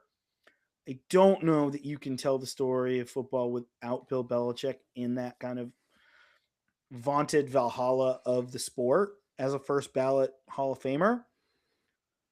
And I think what this is going to do, rightly or wrongly, to L.C. Greenwood and to Roger Craig, who potentially get in, or Robert Kraft, who potentially gets in, it's going to overshadow their induction and their enshrinement for a year. Such a great point. And that's going to become the conversation. The conversation is going to be about the guy who's not there. And I think that's the thing that makes me the most sad, is that these are these are candidates who deserve to be in. Roger Craig was a damn good running back for those 80s Niners teams. Bob Kraft has been a great owner. And the fact that what's going to overshadow this, if those are the inductees, is that is that Bill Belichick not getting in is this big source of controversy, then like that doesn't do anything good for the Pro Football Hall of Fame. It's Right. it's just going to overshadow the entire event. And that was sort of kind of my final thought with it. It wasn't this anti-patriot bias, which I think the museum does have, considering there's only two dynastic patriots that are in Richard Seymour and Ty Law. I mean, Brady will get in, but like, are we gonna have to deal with this crap when he gets in? I hope we don't. I don't think we will, but you never know, especially if you've got Bill Polian roaming around like trying to whip votes. But I think mostly I just feel sad about the whole thing, that it became this big deal that it didn't need to. I'm I'm not one for unnecessary crap like this, and that's just what the Pro Football Hall of Fame has done. And the system needs to change. Baseball Hall of Fame has kind of changed it a little bit with Ryan Thibodeau's like spreadsheet of voters sending in their ballots to sort of give some accountability and really be able to showcase how voters are voting. But like, when you have voters who haven't really covered teams in a while, looking at New England's representative in Ron Borges, who I'm sure didn't vote for Bill Belichick because, one of his main sources or in the early years was Drew Bledsoe. And when Bledsoe wasn't playing, he wasn't necessarily getting the information. You know, to say that aside from the plagiarism, findings when it comes to a guy like Borges, that I think the Hall of Fame really needs to change who they have voting. You know, I feel like you and I would trust a Mike Reese or a Tom Curran in that seat certainly more than Borges would be. And I think it's kind of, I liken it a lot to the voters for the Academy Awards. That the Academy Awards voters had to get younger and more diverse to really change how the Academy Awards were voted on, and awards being given at that in that award show. And I think that that's what the NFL has, or the Pro Football Hall of Fame has to do. They have to get younger and more diversity of thought to really change the way that museum works. And rant. Okay. I was just, one thing that while you were talking, you made some really important points, and I think that the really valid thing is that it takes away from the moment for all of these other deserving, uh, these other candidates who are going to be part of this. And I just I think back to the process, and I know it's a little bit different for the players versus coaches Sure. and other contributors, but I think back to like John Elway was a unanimous first ballot Hall of Famer, Sure. and Should have been. the presentation, and this is how the story goes anyway. The presentation for John Elway, so the guy stepped up, said, "Ladies and gentlemen, John Elway. I present John Elway," and walked away. Mhm. Yeah. That's what it should have been for Bill Belichick. "Ladies and gentlemen, I present Bill Belichick." And that's Yeah. it. There wasn't a need for you're absolutely right. There wasn't a need for any of this because is the likelihood, and sure, am I getting a little amped up over something where he's probably going to get in next year? Sure. But is there a Yeah. guarantee of that? I honestly, the odds maybe go down every year that you don't. I mean, everybody's assuming that it's just like, oh, well, he's doing a penance year. Well, people thought that somebody was going to hire him after he was fired from the Patriots, and you know, now here we are. So nothing is a guarantee, and so why make it about something else than what it's supposed to be about? And which discredits you, it discredits the hall, it takes away Mhm. uh, from the process. Yes, it's a flawed process. Then there was some mention of that as well that was going around, but especially when the process is flawed, take the guesswork out of it. Take the controversy out of it. Make it easy, and so that is pretty much where I'm going to leave that. All right, Mhm. before we say goodnight, Greg, do you have any other parting shots, parting gifts, thoughts that came to you throughout the conversation that weren't able to work in that you'd like to touch on? I don't. I talked about how awesome Marcus Jones and Kalavon Chason have been. We talked about a lot of the great kind of Patriots things that have happened all year. I think one guy that we didn't talk about that I think we should talk about just because he seems like a cool dude and has been a good leader on this team and that's Morgan Moses. So Morgan Moses, wherever you are, you mountain of a dude. I hope that you're resting up and you're getting ready for the Super Bowl. But I'm really excited to see this Patriots team in the Super Bowl and just really excited for a good game next Sunday. Yeah, me too. I said it earlier. I just hope both teams have fun and the Patriots win. Both teams played hard, my man. And I gotta say, I read something on Mass Live about uh, a startup company out in Eastern Mass. Can't remember Cool. exactly where. I think maybe Walpole. Mhm. That had made it's a small coffee operation that had made Wake with Drake, a special Oh, cool. blend for Oh, yeah, yeah. uh, so I have placed my order to them. I'm sorry, I would shout them out, but I can't remember the name uh, of the company off the top of my head. But you can find it on Mass Live. The Drake May blend is sold out. I checked today to see if I could get more. Um, but so that will be on the way, hopefully before next week. So that's how I will be celebrating. I wasn't able to get my hands on any of the beer, but maybe I another try to. time. There's a store in Cambridge, the Thistle and Shamrock on the west end of town that does get it. So I might have to just kind of keep knocking on their door a little bit to see if they've got the Drake because you gotta love the Drake. You gotta. Gotta. Well, all right. So with that, we are going to close for the evening. We're not going to make any official predictions at this point because it's way too No. early. A lot can happen. Yeah. I will say, for a programming note, the week after the Super Bowl, actually the day that I am going to be getting on a plane to go on my cruise, on my Disney cruise, I will be talking for that episode that week. I'll have Kyle Belanger, who will be talking about his experiences on Radio Row for the Our Super buddy. Bowl.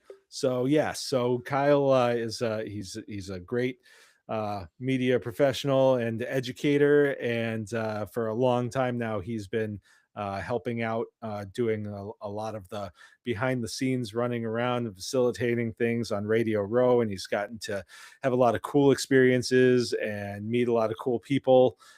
So we're going to talk about his experiences from Santa Clara, and that will be the week after the Super Bowl. He'll actually, I believe, he flies back from doing the Radio Row stuff on Saturday, so he'll be half asleep on the couch while watching the game. But then that Mhm. week he'll be coming on with me to talk about it, and so that will be that Friday, which is February 13th. So if you're a Patriots fan or a sports fan who wants a little bit of the intel on what that week is like, that'll be a cool episode. Sweet. Sounds good. Kyle's one of our buddies. We Yeah. love Kyle a lot. Glad to hear that he's going back to Radio Row. All right. And with that, we will call it a day. Thanks to everybody who's been listening, watching live, and for those of you who are catching up with us later. And if you want, you can go to our social media or go to the Musin Place, which is our Facebook community, and you can give us your prediction on the Super Bowl. And I might take a look at those later and see who ends up the closest. So check it out on social media. You can also find it maz's musings.wordpress.com, and you'll find links to all that kind of cool stuff.